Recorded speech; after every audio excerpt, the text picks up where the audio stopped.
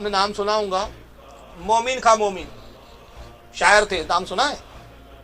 मोमिन का मोमिन, वहां भी हो गया था, बाद में बदअकीदा हो गया था। ये जनाब पहले हकीम थे।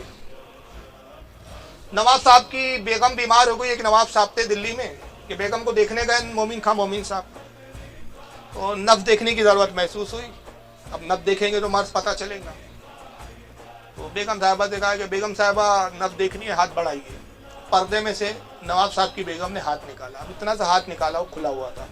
मोमिन खां मोमिन साहब ने नब्ज देखी। नब्ज क्या देखते हैं, इनकी नब्ज डामाडोल हो गई। हाथ ही देखा था, चेहरा नहीं देखा।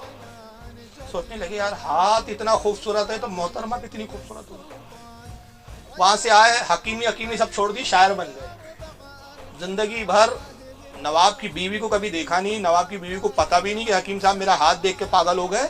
पूरी जिंदगी उसी के तस्वुर में शायरी करते रहे। मगर इस तस्वुर ने इतना बेबाक बना दिया था मोमिन का मोमिन को कि आलम यह हुआ कि उसी तस्वुर में कोठों पे पड़े रहते रहे।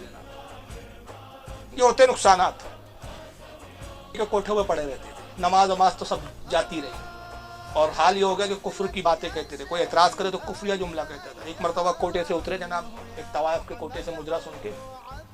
अब वो दामन जो था उनका गीला था, पता नहीं पानी गिर गया था या शराब गिर गई थी। शराब भी पीते थे कोटे।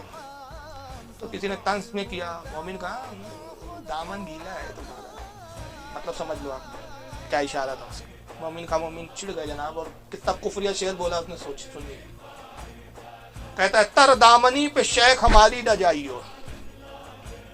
तर दामनी है ना, गीले दामन पे। तर दामनी पे शेख हमारी न जाइयो, दामन निचोड़ दे तो फरिश्ते वुजू करे। तो आदमी ऐसे गुमराह होता है। ये छोटी छोटी चीजें हैं जो गुमराहियत का सबब बन जाती है। इमाम गजाली कहते हैं कि ज़िना की सबसे पहली कासिद निगाह होती है। निगाह देखती है, ये ज़िना की कासिद है, पैगाम देती है निगाह, और फिर शर्मगाह उसकी तस्दीक कर देती है। तो बहरहाल इन चीज़ों से बचे।